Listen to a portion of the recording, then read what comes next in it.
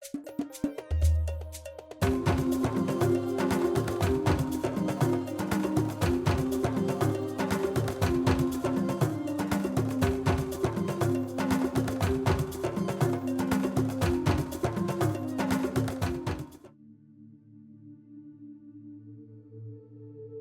voudrais vous inviter à vous abonner à cette page et à recruter d'autres gens qui vont s'abonner. Pour quelle raison? Parce que c'est une chaîne qui est consacrée à la dézombification du peuple noir. Vous savez, en ma qualité de théologien, d'historien et d'expert en management public, je décide de mettre toute mon énergie et toute l'équipe qui travaille avec moi décide aussi de mettre toute son énergie à la dézombification du peuple noir. L'émission s'appelle Lumière sur le monde. Eh bien, cette lumière, ce n'est pas moi. Cette lumière, c'est le travail que nous faisons ensemble. Lorsque tout à coup, on réalise qu'on nous a roulé dans la farine, on réalise qu'on nous a trompés pendant, n'est-ce pas, des siècles, et que tout à coup, nous prenons conscience de nos ressources, nous prenons conscience de notre identité, et ayant pris conscience de tout cela, nous prenons la décision de partager ce que nous sommes, ce que nous comprenons avec les autres. Donc, nous avons besoin d'avoir une masse critique d'hommes et de femmes noirs réveillés qui vont changer, n'est-ce pas, leur pays respectif pour la gloire de nos ancêtres. Nos ancêtres méritent cela. Ils se sont sacrifiés pour nous et c'est à nous aujourd'hui de prendre le relais. Comment on le fait? On le fait en se dézombifiant et en dézombifiant les autres. Je vous invite donc à liker ce qui se fait sur cette chaîne, à le sharer, à le partager avec les autres, à vous abonner et si vous l'avez fait déjà, à recruter d'autres qui vont s'abonner. On est ensemble, on garde le moral car tant que va le moral, tout va.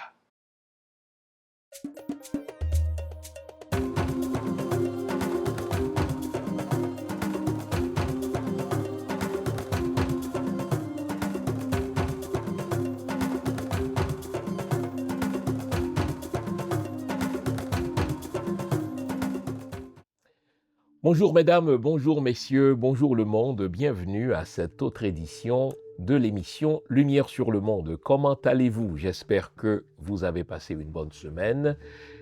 J'espère que vous êtes bien ce matin. J'espère aussi que vous allez nous accorder la prochaine heure à l'analyse de la géopolitique. Oui, il faut en parler car depuis 9 ans, aucun président américain n'a fait le voyage jusqu'en Chine pour un sommet sino-américain.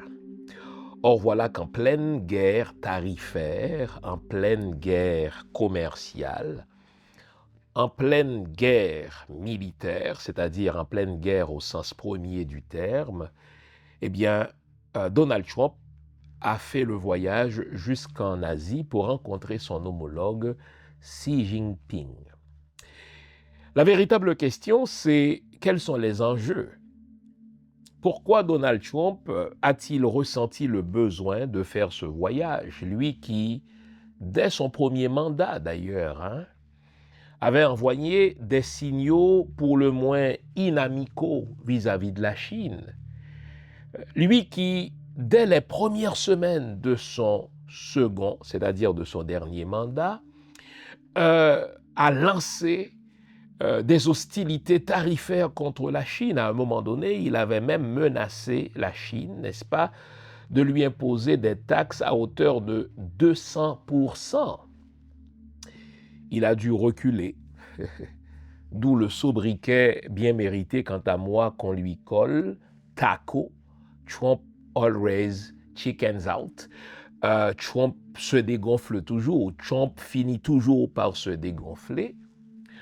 Or voilà qu'après que ce sommet a été remis au moins une fois, Trump a accepté d'aller rencontrer le président chinois. Dans quel contexte le fait-il?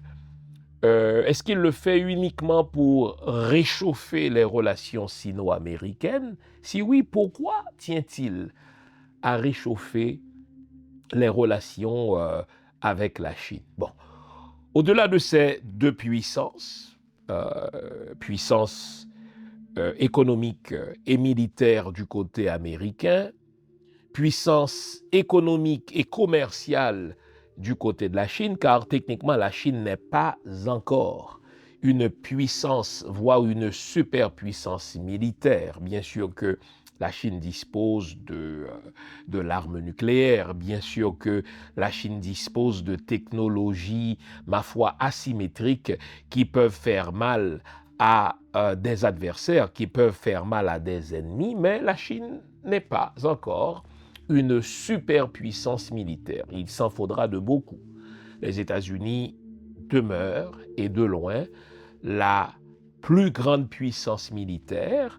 Pourtant, malgré l'avantage militaire dont disposent les Américains, Donald Trump, qui n'a jamais considéré la Chine comme le grand ennemi, pour lui, ce n'est pas la Russie. Contrairement au deep state américain, contrairement aux vieux routiers de la politique étrangère américaine, ce n'est pas la Russie qui doit être considérée comme l'ennemi des États-Unis, c'est la Chine. Et Donald Trump semble avoir de bonnes raisons. La volonté de la Chine de s'imposer comme puissance en Amérique, hein? ceux qui défient la doctrine Monroe ou la doctrine Monroe modifiée, la doctrine Monroe portée à son extrême. Donc, je disais, Donald Trump semble avoir de bonnes raisons de considérer la Chine comme l'ennemi, parce que la Chine ne cache pas son intention de s'imposer comme puissance géopolitique, non seulement en Afrique. Il s'agit de se rendre, ne serait-ce qu'une fois en Afrique, pour s'apercevoir que la Chine est en train, n'est-ce pas, d'imposer son influence sur ce continent. Non seulement en signant des partenariats avec les États africains, mais en leur offrant de les aider à exploiter leur technologie, à exploiter leurs ressources sur lesquelles détenait une mainmise exclusive la France ou le Royaume-Uni ou à quelques kilomètres plus loin, n'est-ce pas, les États-Unis. Or, aujourd'hui, la Chine s'impose et s'impose de plus en plus sur le territoire africain. Bon, jusque-là, cela énervait les États-Unis.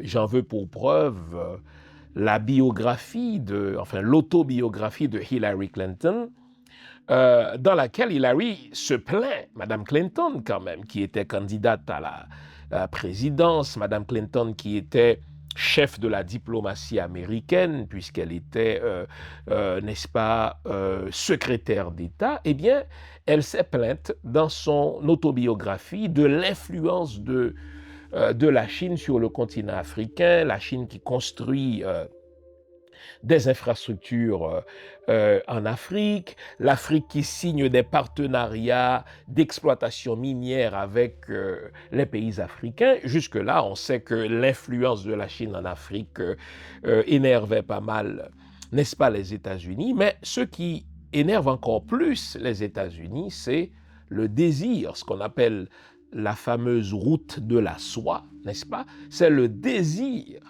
de la Chine de s'implanter durablement en Amérique.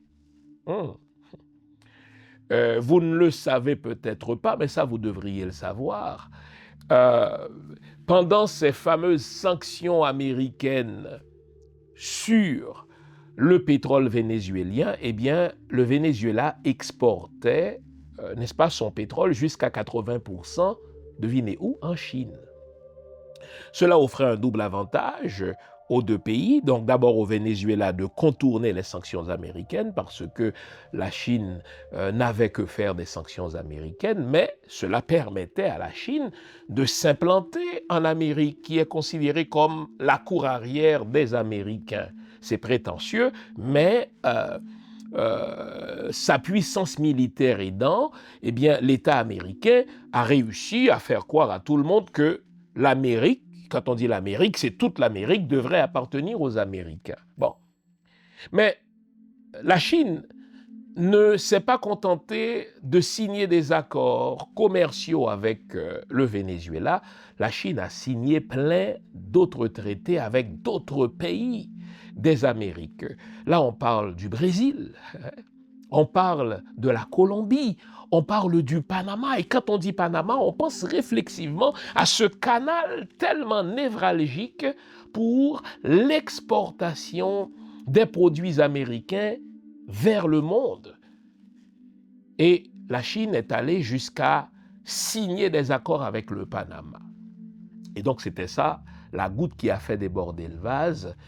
Les États-Unis ont tout de suite menacé le président du Panama qui a révoqué unilatéralement ce contrat signé pourtant avec la Chine, mais il y a d'autres pays qui maintiennent leurs accords. Le Brésil, on ne dit pas non au Brésil, et le Brésil n'est pas du tout ébranlé par les menaces langagières de Trump dans sa volonté d'établir des partenariats solides avec la Chine, mais la Colombie aussi.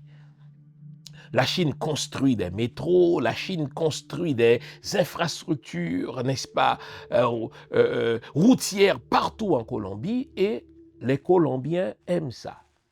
Nouveau, bonne nouvelle, toutes les émissions Lumière sur le Monde se trouvent désormais en mode podcast. Cela veut dire que vous pouvez continuer à vaquer à vos occupations tandis que vous nous écoutez. Où que vous soyez, dans votre voiture, à l'épicerie, au travail, en faisant vos courses ou à la maison. Toutes les émissions Lumière sur le Monde en français et en créole sont en mode podcast. Vous les trouverez sur Apple Podcast, Spotify, Podcast Index, Google Podcast, Amazon Music, Stitcher et les autres. Nous sommes partout en mode podcast. Il n'en tient qu'à vous. Nouveau, bonne nouvelle, Lumière sur le Monde est en podcast.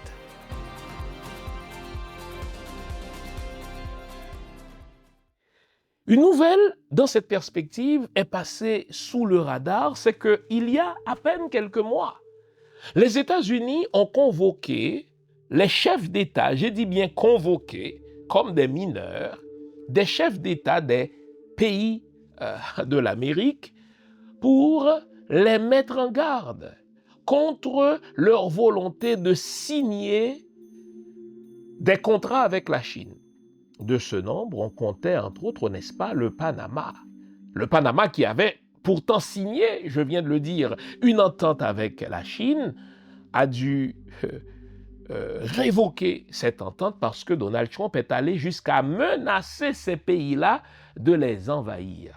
Car, dit-il, les États-Unis ne permettront pas à une puissance ennemie de s'établir dans la région américaine. Évidemment, cela pose plusieurs questions du point de vue du droit international, la question de la souveraineté des États, la question de la liberté commerciale, la question du néocolonialisme, car pour la doctrine Monroe, c'est-à-dire la doctrine Monroe poussée à ces derniers confins, eh bien, l'Amérique, le continent américain, appartient aux Américains. Et les Américains doivent approuver, c'est du moins cela la prétention des idéologues de Donald Trump, les Américains devraient approuver tout accord que les États de l'Amérique signent avec des puissances comme la Chine. Cela rappelle quasiment la doctrine de l'exclusif de Colbert pendant la colonie. Colbert, c'est le grand maître à penser de l'État français pendant la colonisation, eh bien Colbert disait, écoutez, les colonies existent pour la métropole. Les colonies sont obligées d'acheter ce qui est produit dans la métropole et les colonies doivent produire en fonction des besoins de la métropole. La fameuse doctrine de l'exclusive ou le colbertisme. Mais Donald Trump, qui a transformé la doctrine Monroe en doctrine Donroe, ne se contente pas de dire que l'Amérique doit appartenir aux Américains, il va plus loin pour dire, écoutez, l'Amérique, donc tout le continent américain, est là pour satisfaire les besoins des Américains. Et si un État des Amériques, au nom de sa souveraineté, pense qu'il peut signer des accords avec des États que les États-Unis, avec des pays que les États-Unis considèrent comme des ennemis, ici on parle clairement de la Chine, eh bien, il leur encuira à ces pays-là. Les États-Unis le leur feront payer. Waouh! Et donc, puisque la Chine ne s'est pas montrée ébranlée par les menaces de Donald Trump, pourquoi? Parce que la Chine dispose de leviers sur lesquels elle peut appuyer pour faire mal aux Américains, eh bien, la véritable question, c'est qu'est-ce que ce sommet sino-américain, ce sommet entre Donald Trump et Xi Jinping, qu'est-ce qu'il envoie comme message aux pays africains, mais surtout, qu'est-ce qu'il envoie comme message aux autres pays de l'Amérique, dont Haïti, pays duquel je suis originaire. Les Américains sont à ce point arrogants que lorsque le Canada, pour échapper aux taxes, aux impôts, aux tarifs rédhibitoires des Américains, est allé établir des accords avec d'autres pays, dont la Chine, le Premier ministre Mark Carney, pour échapper ou pour amoindrir, pour mitiger les effets des tarifs américains sur le commerce canado-américain, eh bien, le Premier ministre a fait le voyage jusqu'en Chine et promet désormais d'intensifier ses échanges avec la Chine. Mais Donald Trump a osé dire, écoutez, qu'il n'aimait pas ça et qu'il allait augmenter les tarifs sur le Canada. Pourquoi? Parce que le Canada fait partie de l'Amérique du Nord, donc la fameuse doctrine Monroe, donc Monroe poussé à ses derniers retranchements, eh bien,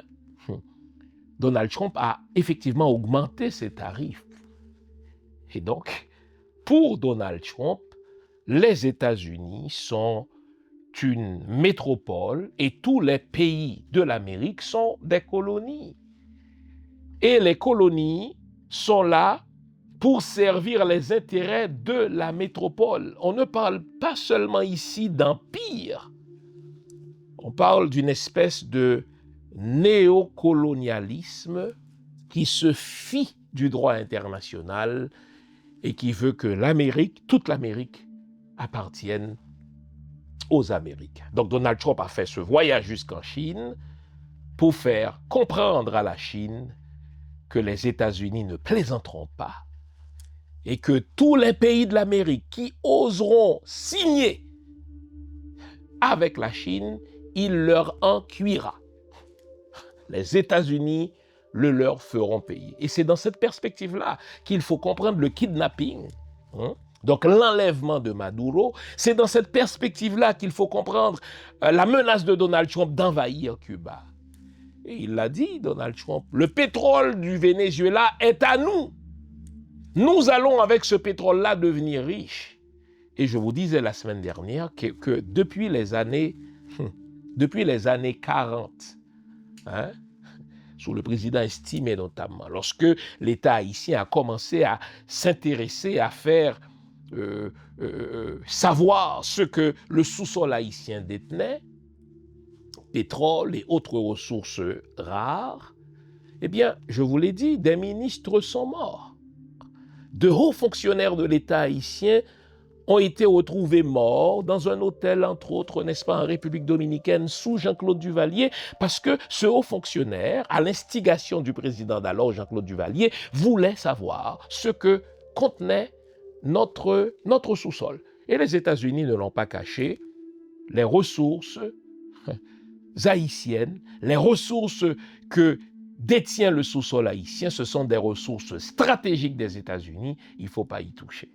Évidemment, cela nous met en colère, cela m'enrage, moi, cela nous indigne, mais au-delà de l'indignation, il faut comprendre ce qui est en jeu, c'est à proprement parler ce qu'on appelle géopolitique. La géopolitique, c'est quoi? C'est la science qui s'intéresse aux rivalités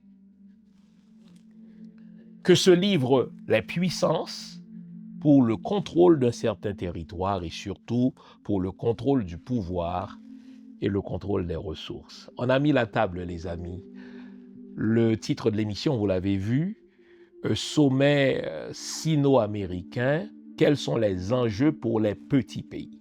Par petits pays, j'entends pas nécessairement les puissances moyennes comme le Canada, la France, etc.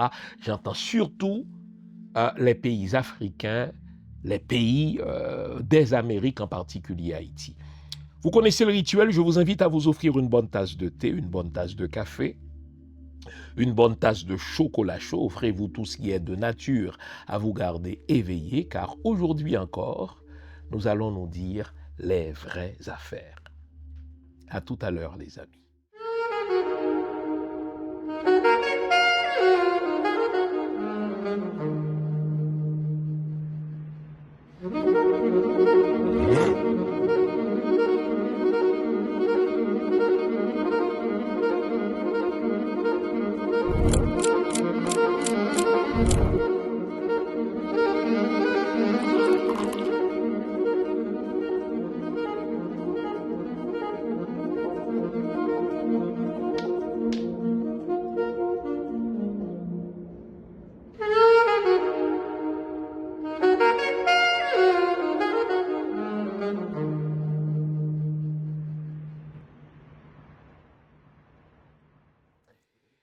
Eh bien voilà, avant la pause, on s'était promis de s'intéresser aux enjeux de ce sommet entre Xi Jinping et Donald Trump, donc sommet sino-américain, sommet qui, comme je l'ai dit dans l'introduction, n'a pas eu lieu depuis 9 ans puisque Biden considérait Xi Jinping comme un dictateur.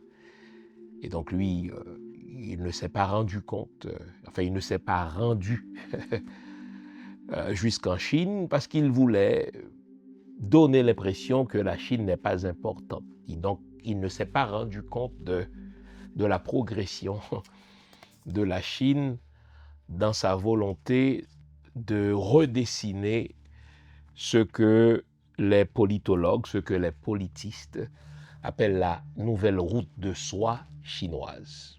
La nouvelle route de soie chinoise, c'est les chemins par lesquels la Chine passe pour imposer son influence dans le monde, en Chine, en Afrique et en Amérique. Bon. Donald Trump, on le sait très rancunier, on le sait très vindicatif, on le sait très anti-chinois, très sinophobe. Il le dit, il n'aime pas les Chinois. Comme anecdote, vous vous souvenez du coronavirus, Donald Trump refusait de nommer le coronavirus selon son nom scientifique. Il l'appelait le virus chinois. Ce que Xi Jinping n'avait pas hésité à dénoncer, ce que même l'Organisation mondiale du commerce, de la santé, l'OMS, dénonçait comme étant un propos raciste, mais Donald Trump n'en avait cure.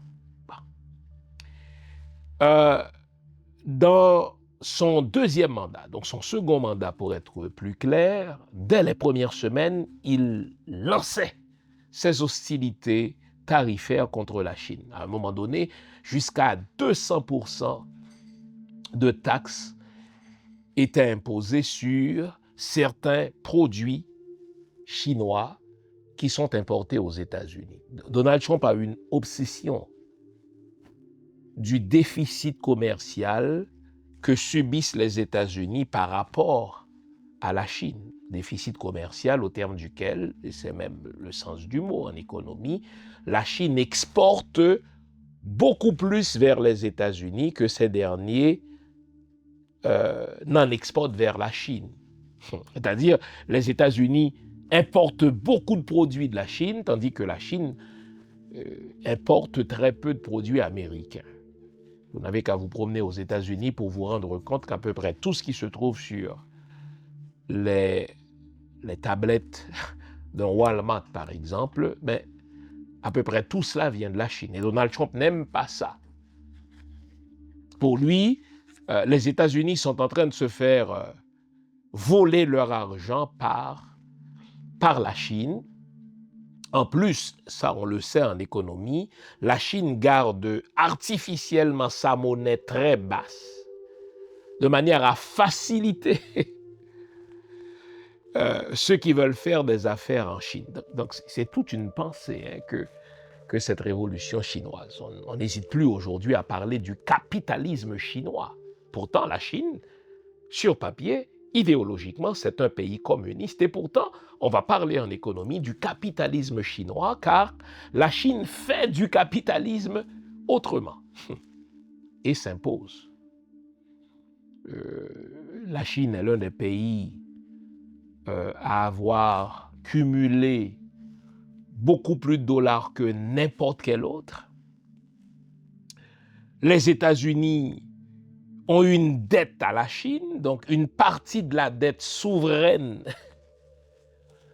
des Américains, mais relève de la Chine. Donc d'une certaine manière, la Chine est créancière des États-Unis. Les États-Unis sont débiteurs de la Chine. On n'y pense pas, hein?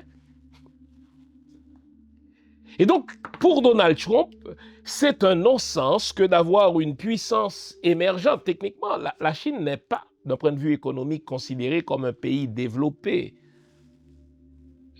La Chine fait partie des BRICS, hein, des pays émergents. Tout comme la Russie, qui techniquement n'est pas un pays développé.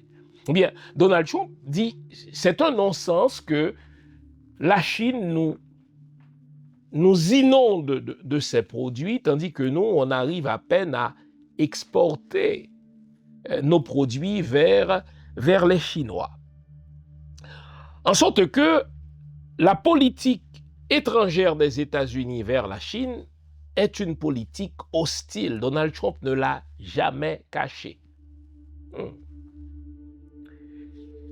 Non seulement il y a cette tension commerciale, il y a cette tension économique entre les États-Unis de Donald Trump et la Chine, mais ne l'oublions pas, nous sommes dans un contexte de guerre en Iran. On découvre que la Chine fournit des technologies de pointe à l'Iran. D'abord des drones qui permettent à l'Iran de survoler les bases américaines au Moyen-Orient. Les États-Unis détiennent des bases extrêmement importantes au Moyen-Orient, en Arabie Saoudite, en Irak, entre autres. Et grâce aux drones que la Chine fournit à l'Iran, mais les Iraniens survolent les bases américaines et ripostent aux missiles américains en bombardant des lieux stratégiques dans des bases américaines. C'est un scandale. Les mainstream médias, les grands médias n'en parlent pas, car pour ces grands médias-là, c'est presque un fait acquis que les États-Unis gagnent la guerre, même si aujourd'hui, ils sont en train de déchanter. Après bientôt 2 mois de guerre, les États-Unis ne gagnent pas cette guerre. Je l'avais dit, les États-Unis ne peuvent pas gagner cette guerre. Et j'ai ajouté, les États-Unis ne devraient pas gagner cette guerre. Non seulement ne sont-ils pas en train de la gagner, cette guerre, ils ne peuvent pas la gagner, mais ils ne devraient pas la gagner pour des raisons que nous avons développées ici, voilà 3 semaines, quand je vous parlais de l'effet papillon. Donc les États-Unis, se rendant compte qu'ils ne peuvent pas s'imposer à l'Iran, entre autres grâce aux partenariats stratégiques, aux partenariats commerciaux qui existent entre l'Iran et la Chine. La Chine, je vous l'ai dit, fournit des drones de surveillance efficaces, des drones furtifs aux Iraniens, des drones qui échappent au service de contre-espionnage ou de contre-renseignement américain, ce qui défie cette grande puissance d'ailleurs. Mais en plus, la Chine importe 80% du pétrole, et maintenant, d'autant plus que le Venezuela ne peut plus exporter vers la Chine depuis le kidnapping de Maduro. Donc, la Chine intensifie ses rapports commerciaux avec l'Iran, et Donald Trump n'aime pas ça. Donc, il y a ces deux premiers enjeux-là. Mais il y a un autre enjeu dont on ne parle pas dans les médias. Lorsque Donald Trump a lancé ses hostilités, lorsque Donald Trump a tenu un comportement inamical vis-à-vis de la Chine, en surtaxant les produits chinois de 200%, eh bien, Donald Trump l'a fait sans tenir compte du fait que la Chine détient un quasi-monopole, je dis bien un quasi-monopole en matière de terres rares. Les terres rares, ce sont des terres qui contiennent des métaux rares grâce auxquels les puissances technologiques, les puissances militaires développent leur technologie. Les États-Unis importent. Les États-Unis, et je vais peser mes mots, dépendent de la Chine presque exclusivement pour ces terres rares-là, terres rares grâce auxquelles, au pluriel, les États-Unis vont pouvoir développer des drones, des avions de plus en plus rapides, etc. C'est la Chine qui vend presque exclusivement ces terres rares-là aux Américains. Entre parenthèses, vous vous souvenez, quand Donald Trump a rencontré le président ukrainien, Volodymyr Zelensky, et qu'il l'a humilié, est-ce que vous vous rappelez que Donald Trump a eu une menace, bon Dieu, terrible? Il a dit à Zelensky, nous n'allons plus vous donner des armes, comme le faisait de Sleepy Joe Biden, comme le faisait l'endormi Joe Biden. Nous allons vous vendre des armes et en contrepartie, nous voulons avoir le contrôle exclusif de vos terres rares à vous, parce qu'il y a des terres rares aussi en Ukraine qui ne sont pas toujours exploitées. Pourquoi voulait-il faire ça? C'était pour mitiger sa dépendance, pour amoindrir la dépendance américaine vis-à-vis de la Chine. Mais entre ce que l'on souhaite et ce qui est, effectivement, souvent, il y a loin de la coupe aux lèvres. Et donc, Donald Trump se rend compte que les États-Unis dépendent encore presque exclusivement des terres rares chinoises. Et ce que la Chine a fait, c'était de dire, OK, si vous taxez mes exportations vers votre pays à hauteur de 200%, non seulement vais-je riposter en vous taxant aussi à hauteur de 200%, mais vous savez quoi? Je ne vous vendrai plus mes terres rares. Si je ne vous vends plus mes terres rares, vous ne pourrez plus développer vos drones extrêmement rapides. Si je ne vous vends plus mes terres rares, vous ne pourrez plus développer vos avions hypersoniques et d'autres technologies militaires et scientifiques. Et là, une fois de plus, Donald Trump a dû reculer. Il a dû, en anglais, chickens out. Il a dû se dégonfler parce qu'il n'avait pas mesuré toute l'ampleur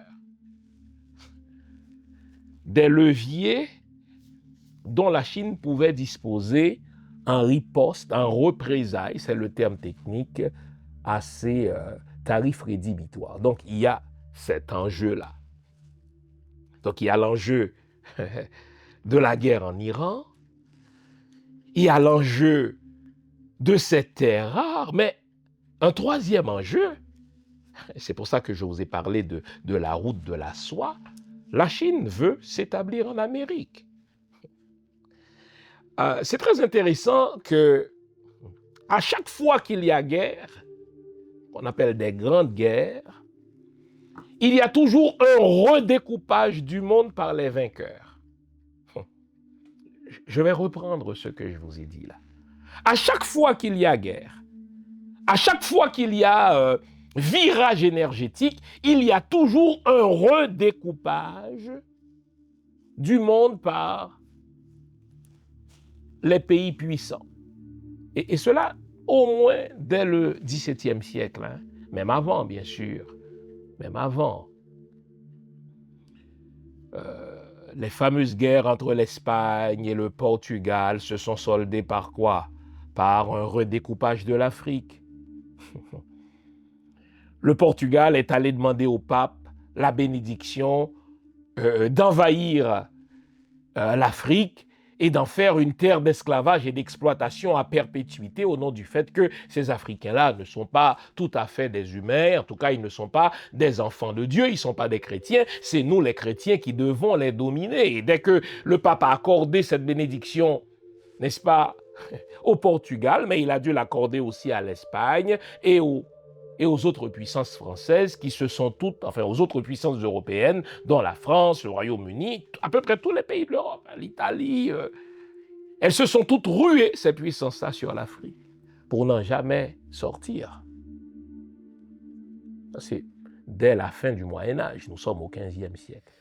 Vous nous l'avez demandé, nous avons le plaisir de vous apprendre que désormais, nos émissions, toutes nos émissions, sont disponibles avec des sous-titrages en 3 langues, en français, en anglais et en créole. Nous sommes conscients que l'émission Lumière sur le monde est devenue une véritable plateforme familiale autour de laquelle des parents et des enfants se réunissent pour s'informer de ce qui se fait en Haïti, en Afrique ou ailleurs dans le monde. Pour vous faciliter la vie, nos émissions sont désormais disponibles avec des sous-titrages en 3 langues, français, créole et anglais. Nous progressons avec vous, nous marchons avec vous, de manière à relever nos communautés et nos peuples. Nouveau, toutes nos émissions sont disponibles avec des sous-titrages en français, en anglais et en créole. Plus tard, lors du traité de Westphalie, 1648 de mémoire, qu'est-ce qui s'est passé? Un redécoupage de l'Europe. On a dit, écoutez, on va mettre telle frontière ici, telle frontière là, et il ne faut pas qu'on viole ces frontières-là. Les réflexes des pays européens ne changent pas. Bon. Plus tard, dans les années 1900, et cela directement, parce qu'Haïti a conquis son indépendance et a imposé l'abolition de l'esclavage à la conscience du monde, eh bien les puissances européennes se sont réunies à Berlin, la fameuse conférence de Berlin, pendant 2 ans, pour redécouper le monde. Essentiellement, on redécoupait l'Afrique, telle rivière, tel fleuve africain, il va falloir qu'on le gère nous-mêmes, et il ne faut pas que nos puissances s'entre-déchirent sur de lopinter africains. Bon, on va vous laisser le nord, nous on va prendre le sud, mais il va falloir qu'on fasse commerce quand même avec ces pays-là. Donc, nous devons pouvoir naviguer librement. La fameuse libre circulation dans la navigation, hein, vous vous souvenez, Donald Trump en a parlé. Nous devons avoir la liberté de naviguer sur le détroit d'Ormuz, mais c'est le réflexe de l'occidental. Tout lui appartient. Et donc, après 1885, là maintenant nous sommes en 1918, après la Première Grande Guerre, la guerre tribale des Européens qu'ils appellent improprement la Première Guerre mondiale. Mais qu'est-ce qui s'est passé en 1918, après la Première Grande Guerre? Un redécoupage du monde. La France, le Royaume-Uni ont pris à l'Empire germanique, à l'Empire, n'est-ce pas, allemand, des territoires européens, des territoires africains que les Allemands réclamaient, ce qui va, moins d'une trentaine d'années plus tard, provoquer une deuxième grande guerre. Mais après la deuxième grande guerre, après la deuxième guerre mondiale, 1945, qu'est-ce qui s'est passé? Dans les fameux traités de paix, mais on a eu droit à un redécoupage du monde. Les États-Unis ont fait pression sur la France et sur le Royaume-Uni qui détenait, bon Dieu, qui contrôlait jusqu'à 45% de la population humaine, imaginez. Un peu moins de 50% des humains étaient contrôlés soit par l'Empire britannique ou l'Empire français. Les États-Unis ont dit, écoutez, nous avons gagné cette guerre aussi, nous devons avoir notre part du gâteau. Les Russes, les Soviétiques, qui ont tant perdu d'hommes, ils ont perdu des millions d'hommes, ils disent, écoutez, nous aurons droit aussi à notre part du gâteau. Ben, ils vont séparer une partie de l'Allemagne, d'où l'Europe de l'Est, l'Europe de l'Ouest. Ils vont prendre beaucoup de pays en Europe, ce qui va faire dire à Churchill, mais écoutez, un rideau de fer va tomber sur le monde, donc il va séparer le monde entre l'Est et l'Ouest. Il ne faut jamais s'imaginer que les guerres sont faites pour autre chose. Seul Haïti a fait une guerre, ça c'est intéressant de le dire.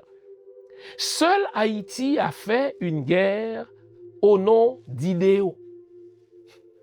Je l'ai démontré il y a 2 ans dans une émission spéciale sur la révolution haïtienne. Pourquoi? C'est la seule vraie révolution, je le maintiens comme historien. C'est la seule vraie révolution.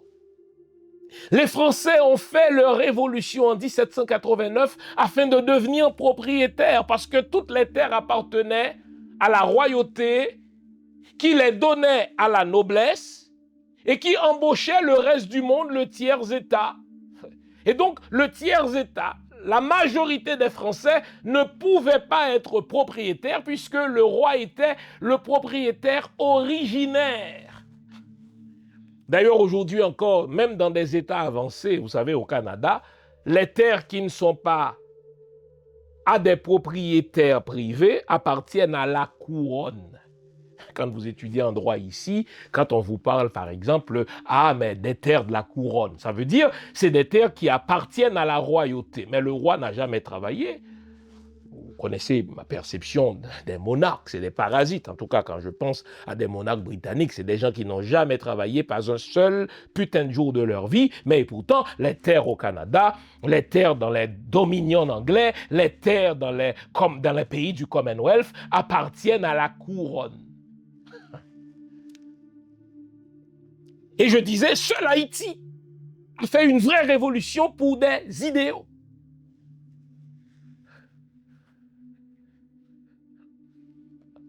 Nos ancêtres n'ont pas fait la révolution pour avoir des terres.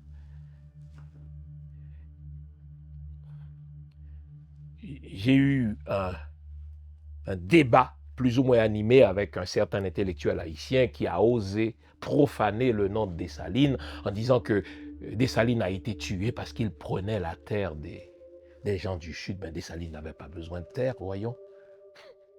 Dessalines, on ne le dit pas toujours, Dessalines était un homme prospère. Hein? Tout comme Christophe d'ailleurs, tout comme Toussaint. Et donc, nos ancêtres haïtiens n'ont pas fait... on est dans le contexte de la célébration de la fête du drapeau. Ne vous inquiétez pas, demain, on aura une émission spéciale sur le drapeau. Mais nos ancêtres ont fait la guerre pour des idéaux. Seule la révolution haïtienne a été menée pour des idéaux. L'idéal de la liberté, l'idéal de la fraternité, l'idéal de l'égalité. On n'a pas fait la révolution pour pouvoir faire commerce avec qui on veut. C'est le mobile de la révolution américaine. Mais en dehors de l'exception haïtienne, les guerres européennes, les guerres des Occidentaux, ce sont des guerres qui se font pour des ressources. Voilà pourquoi à chaque fois qu'il y a guerre, ces guerres-là se soldent toujours par un redécoupage du monde. Et donc, dans ce redécoupage du monde, les États-Unis ont dit « Restez en Europe, vous les Européens, nous ne traverserons jamais l'Atlantique pour vous faire la guerre, mais nous ne vous permettrons pas non plus de traverser l'Atlantique pour venir exercer quelque influence que ce soit en Amérique. » Et là, l'un des enjeux dans ce sommet sino-américain, c'est la remise en question par la Chine de la doctrine Monroe. La Chine traverse les mers, la Chine traverse les océans pour venir signer des partenariats avec le Venezuela. Les Américains ont kidnappé Maduro pour cela. Les Américains menacent le président colombien de lui servir le même sort. Donald Trump l'avait dit lors d'une conférence de presse. Il a dit au président colombien, écoutez, regardez ce que nous avons fait à Maduro. On vous fera pire, c'était le mot. Pourquoi? Parce que le président colombien a signé avec la Chine des traités économiques, des traités d'ingénierie. Et la Chine s'installe en Colombie. La Chine avait signé avec le Panama. Je l'ai dit, le canal de Panama, c'est le canal le plus névralgique pour les États-Unis en termes de commerce. Donald Trump a grondé, il a tapé le président panaméen qui a dû résilier son contrat avec la Chine. Mais la Chine ne reste pas là. La Chine signe avec le Brésil.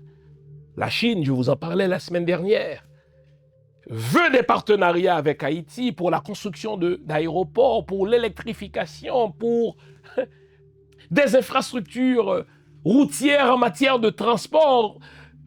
Jovenel Moïse, de regretter mémoire dans ce sens-là, avait de bonnes idées et commençait à s'approcher de la Chine. Et je vous ai dit qu'il a été liquidé, entre autres pour cela. Les exécutants haïtiens ne sont que des outils entre les mains du département d'État. Les Michel Martelly, les Martine Moïse, les Claude Joseph, les Jarre, tout ceci, ce sont de petits poissons qui sont manipulés dans leur haine, dans leur ambition, enfin, ça non aussi, par le département d'État. Le véritable commanditaire de l'assassinat de Jovenel, c'est le département d'État. Je vous le disais, ça. Voilà pourquoi, quand on veut poser plus de questions, le juge a dit, écoutez, on ne peut pas aller plus loin pour des questions de sécurité nationale. Même le FBI a refusé de montrer certaines preuves à l'avocat des accusés au motif de la sécurité nationale, ce qui, comme je l'ai dit, est un déni de justice fondamentale, c'est un déni de justice naturelle. L'accusé a droit à une défense complète, une défense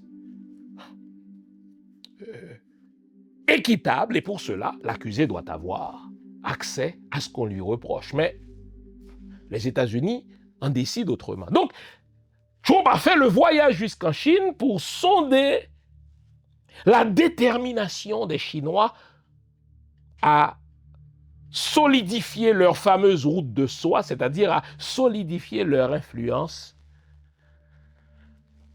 en Amérique. Heureusement pour nous, Trump n'a rien gagné. J'ai dit heureusement pour nous. Je vous l'avoue, mon idéologie. Je ne suis pas plus chinois qu'américain, mais je les emmerde tous les deux. Hein.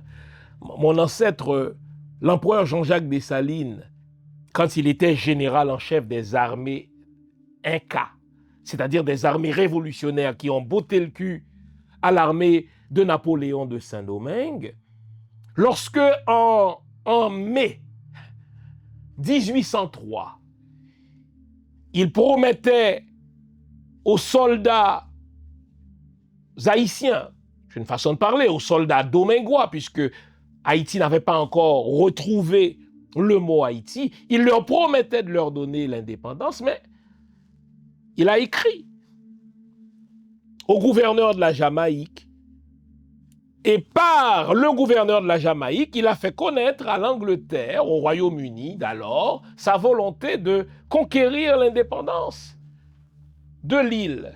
Et vous savez quoi?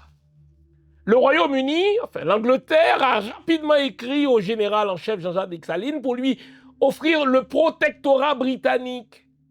Il dit, écoutez, nous sommes d'accord avec vous dans votre désir de conquérir votre indépendance de la France, c'est maudit français. Nous vous offrons un protectorat. Nous allons vous protéger contre l'invasion française. Et j'aime la réplique du général Jean-Jacques Dessalines d'alors. Il a dit, on ne va pas passer d'un maître à un autre, on ne va pas s'affranchir du maître français pour se soumettre au maître britannique. Non, je n'ai pas besoin de votre protectorat. Haïti sera en mesure de se protéger toute seule. Et c'est dans cette perspective-là que Haïti a construit tout un réseau de forts. Hein? j'ai assisté avec indignation à la manière dont les responsables haïtiens, dans leur incurie, dans leur platitude, dans leur aplaventrisme, ont laissé des jeunes profaner la citadelle La Ferrière. Beaucoup d'entre eux sont morts. Et franchement, je n'ai pas versé une larme. Et dans ce sens-là, je pense qu'il n'y avait pas assez de morts. Et les morts ne devraient pas se retrouver seulement du côté des jeunes, ces morts-là devraient être aussi du côté de ces dirigeants qui ont laissé faire. Mais c'est dans cette perspective-là qu'il y a eu tout un réseau de forts partout à travers le pays, dont la citadelle, pour se préparer à un éventuel retour de la France. On n'a pas demandé un coup de main aux Anglais, on n'a pas accepté l'offre du protectorat anglais. On a dit non, on peut se protéger soi-même. Et donc, la Chine s'intéresse aussi à Haïti, tout comme elle s'intéresse à Saint-Domingue. La Chine veut redessiner le monde en imposant sa route de soi. Et je lui dis non, heureusement, Trump n'a rien obtenu. La Chine n'a pas dit, écoutez, bon, je renonce à l'Amérique parce que pour vous, la doctrine Monroe, poussée à son extrême en doctrine Monroe, est importante. Non, la Chine dit, nous allons continuer à faire des affaires là où on veut. Donc Trump n'a rien obtenu. Il n'y a pas eu d'esclandre, il n'y a pas eu de bif pour parler comme des jeunes, mais quand dans un match entre la Chine et les États-Unis, les observateurs disent c'était nul, ça veut dire techniquement victoire pour la Chine. Parce que Trump s'est rendu là-bas quelques jours avant, menaçant la Chine, mais il est reparti, comme toujours, la queue entre les jambes. La Chine ne lui a cédé rien. La Chine ne lui a même pas cédé un pouce dans sa volonté de s'établir partout, y compris en Amérique. En Afrique, elle s'installe déjà. Pas de concession sur l'Iran. La Chine va continuer à fournir à l'Iran des armes asymétriques pour tenir tête aux Américains. Et entre-temps, on le voit, le détroit d'Ormuz est bloqué, les États-Unis menacent d'effacer de la terre l'Iran, il n'en est rien. Plus de 25% du pétrole du monde, on pensait que c'était 20%, mais c'est vraiment autour de 25% du pétrole du monde, passe par ce détroit-là et c'est bloqué, on voit le prix du carburant qui flambe. Les Américains, comme en France, partout, en souffrent, si bien que l'État français prévoit un rationnement en matière de carburant, un rationnement en matière de chauffage. C'est pas beau ce qui s'en vient là. Et les États-Unis voudraient s'en sortir, voudraient sortir de cette guerre avec un peu de dignité, mais aucune porte de dignité ne leur est offerte par l'Iran. Qui l'eût cru? L'État hébreu qui est à la base de cette foutue guerre a roulé dans la farine Donald Trump, qui est un gros imbécile. Donald Trump, c'est un gros imbécile. Il n'a pas écouté les conseils de ses conseillers, c'est le cas de le dire. Il a mangé tout cru dans la main de Benjamin Netanyahou, qu'il a mangé tout cru. Et là, il se retrouve dans une sale guerre sans issue. Tout le monde fait pression sur lui et personne ne veut aider. L'Espagne ferme son espace aérien aux avions américains. Les pays du Moyen-Orient qui, jusque-là, étaient les partenaires des États-Unis. Pensez à un pays comme l'Arabie Saoudite, qui est le partenaire des États-Unis depuis les 80 dernières années, mais demande aux Américains de fermer leur base. Parce que, puisque vous avez une base chez nous, mais nous subissons les ripostes iraniennes. Les pays de l'OTAN qui sont pourtant tenus, de par l'article 5 de l'accord de l'OTAN, de supporter les États-Unis, c'est ce que prévoit l'accord, tous pour un pour tous, refusent d'entrer là-dedans. Donc Trump rentre chez lui bredouille. Rien comme dans rien. La Chine ne sait de rien.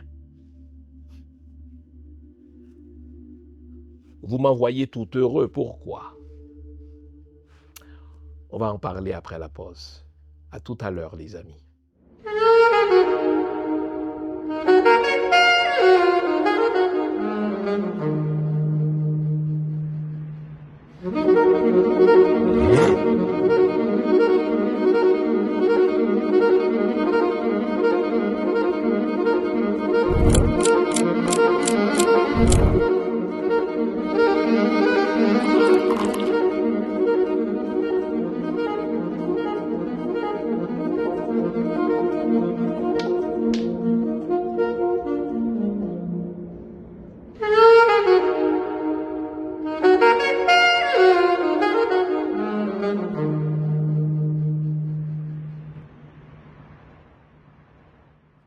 Avant la pause, j'ai posé la question, pourquoi ça me réjouit que les États-Unis ne gagnent rien dans leur rivalité avec la Chine? Encore une fois, je rappelle, pas parce que je suis pro-chinois aux dépens des Américains, je ne suis ni l'un ni l'autre, je suis haïtien. Et je suis assez réaliste pour savoir que la Chine a des visées impériales. Les gens oublient qu'au XVIIIe, au XIXe siècle, la Chine était une très grande puissance. Une grande puissance, la Chine. C'est une culture politique millénaire, c'est une culture militaire plurimillénaire. Donc la Chine au XIXe siècle était une grande puissance. Évidemment, la Chine sera occupée par le Japon, entre autres pendant la Seconde Guerre mondiale, comme on le sait. La Chine sera aidée par les Alliés pour s'affranchir du Japon et pour humilier le Japon. Roosevelt, lors de cette fameuse conférence qui a donné lieu à l'Organisation des Nations Unies qui a remplacé immédiatement la SDN, mais Roosevelt a invité la Chine pour avoir une puissance asiatique autre que la Russie. Il voulait avoir un conseil de sécurité au sein des Nations Unies qui représente toute l'humanité. C'était ça la prétention de Roosevelt. Et l'historien en moi doit vous le dire, la Chine a été invitée à faire partie du Conseil de sécurité avant la France. Ce n'est vraiment qu'à la dernière minute, prenez-moi au mot, ce n'est qu'à la dernière minute que les États-Unis ont accepté d'introduire la France de Gaulle là-dedans. Parce que les États-Unis disaient de la France que ce n'était pas une puissance, c'était un non-state. Les États-Unis disaient de la France qu'elle n'était même pas un État, à en juger par la rapidité avec laquelle la France a cédé à l'occupation allemande. Les Américains ne voulaient rien savoir de la France comme puissance. Et donc on allait avoir un conseil de sécurité avec l'équivalent de 4 membres permanents, bien sûr la Russie soviétique, bien sûr le Royaume-Uni, bien sûr les États-Unis, et les États-Unis ont invité la Chine, mais à la dernière minute, on a donné un mémorandum à la France qu'elle devait signer tel quel. Et la France de Gaulle a dû compter sur des pays africains, a dû compter sur Haïti pour s'imposer aux États-Unis de telle sorte qu'elle fasse partie du Conseil de sécurité comme membre permanent. Parce que Roosevelt disait de la France qu'elle était un non-État. Ce n'est pas vraiment un État. Bon. Alors, pourquoi le fait par la Chine de ne rien céder aux États-Unis me plaît? J'ai commencé par vous dire, je ne suis pas plus pro-chinois que pro-américain, je suis haïtien. Mais c'est parce que, historiquement, c'est jamais une bonne chose pour les petits pays que le monde soit dirigé par un seul pays.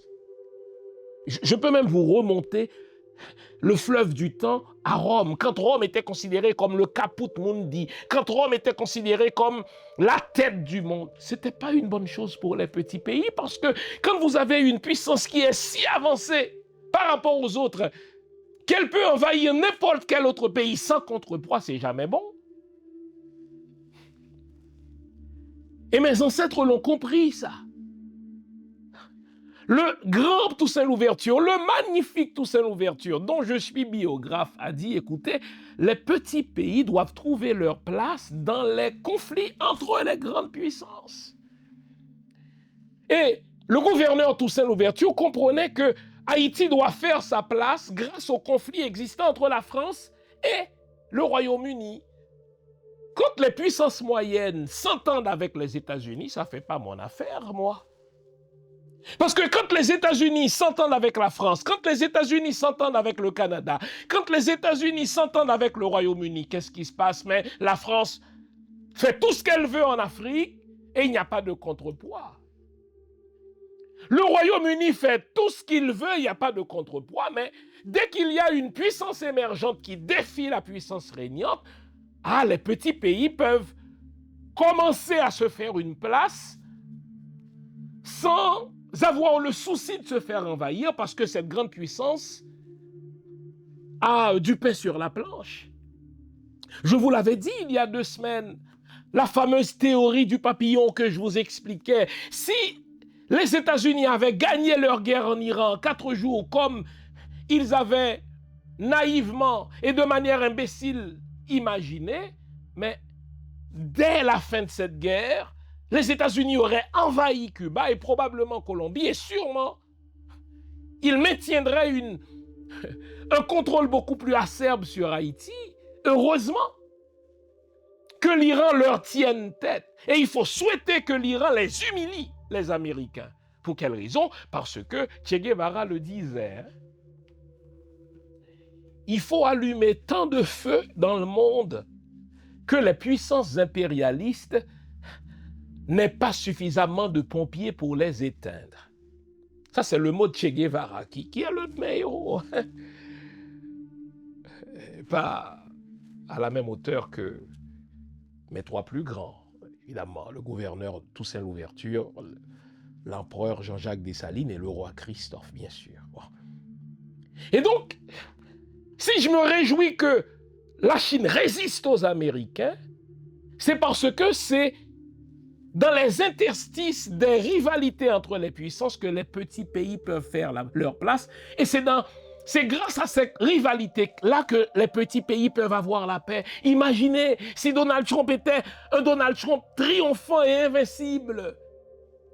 Ils envahiraient tous les pays de l'Amérique latine comme les États-Unis l'ont déjà fait. Et ils saisiraient les ressources de ces pays-là. Et donc, il faut souhaiter pour l'équilibre du monde que la Chine résiste, que la Chine, je dis bien, signe des partenariats avec les pays de l'Amérique, aux dépens des Américains. Il faut souhaiter l'affaiblissement des Américains, il faut souhaiter leur humiliation. La dernière fois que les Américains ont été humiliés, c'était au Vietnam, humiliés sévèrement là.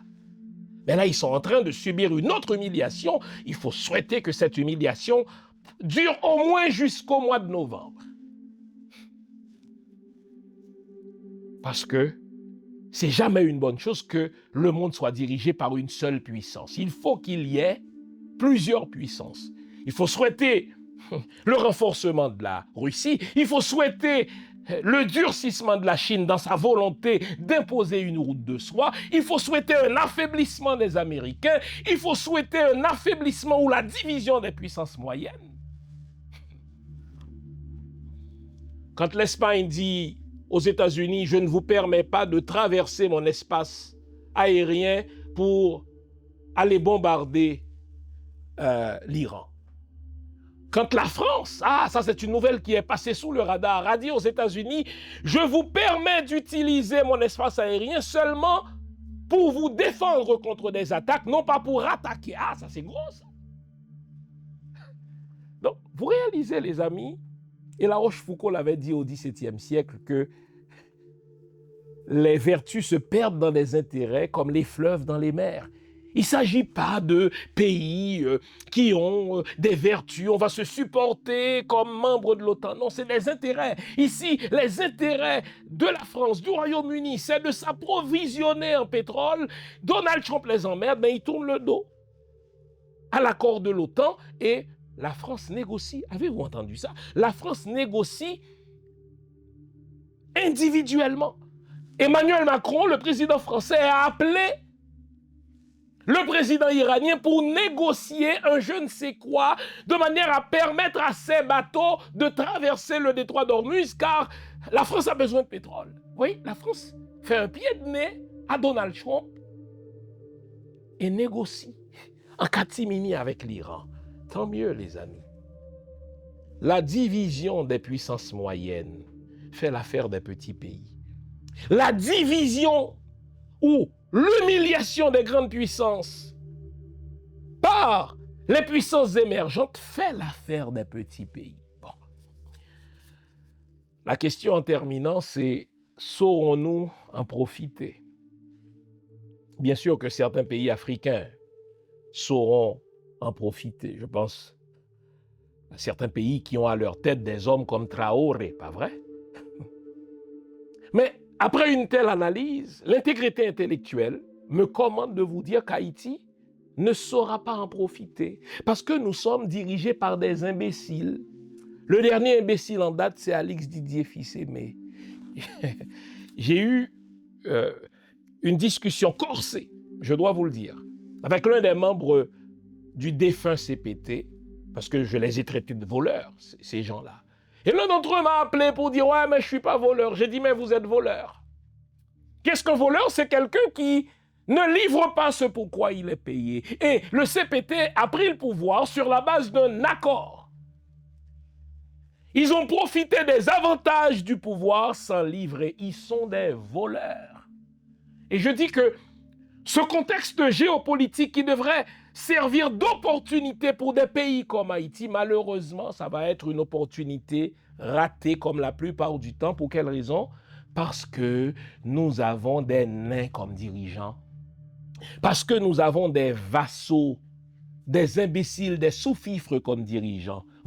Je vous donne pour preuve le contrat léonin qu'ils ont accordé à Éric Prince, un partisan imbécile de Donald Trump, qui a accordé une entrevue pendant la campagne de Donald Trump en disant que les États-Unis devraient envahir tous les pays de l'Amérique, les envahir pour les contrôler, parce qu'ils sont incapables de contrôler leurs propres ressources. Les imbéciles du CPT, les voleurs du CPT, et je les nomme, les Edgar Leblanc, les Fritz Alphonse Jean, les qui d'autres là, les Leslie Voltaire, et citez tous ces imbéciles, les Emmanuel Vertiller, les Louis Gérald Gilles, tous des voleurs et des imbéciles. Ils ont offert sur un plateau un contrat à Éric Prince, contrat au terme duquel la sécurité d'Haïti, le contrôle des douanes, ce qui est une mission régalienne, tout ceci est livré à un ennemi d'Haïti, un partisan de Trump qui s'appelle Éric Prince. Et le gars, il a osé m'appeler pour dire « Ah, docteur Fils-Aimé, je ne suis pas d'accord, vous m'avez traité de voleur. Vous êtes voleur, vous êtes revoleur. Et en plus, vous êtes imbécile, vous êtes nain. Parce que vous ne savez pas lire les enjeux géopolitiques comme le faisaient à la fin du XVIIIe siècle, début XIXe siècle, nos géants comme le gouverneur Toussaint Louverture, l'empereur Jean-Jacques Dessalines et le roi Christophe. Malheureusement, parce que Haïti est dirigé par des imbéciles, parce qu'Haïti, malheureusement, je le dis, ils vont le prendre mal, parce qu'Haïti peut aujourd'hui compter sur très peu de penseurs qui comprennent la géopolitique, nous allons rater cette opportunité. Hélas. On dirait que ce pays, c'est une suite d'opportunités manquées. Parce que c'est des gens qui sont motivés par le ventre, ils veulent manger. Avez-vous vu Leslie Voltaire? L'homme de gauche avant la prise du pouvoir, mais l'homme de gauche caviar après la prise du pouvoir. Avez-vous vu Leslie Voltaire qui avait promis la sécurité au pays, mais il est allé voir le pape pour lui demander de prier. L'ironie, c'est que le pape est mort quelques jours après qu'il l'a vu.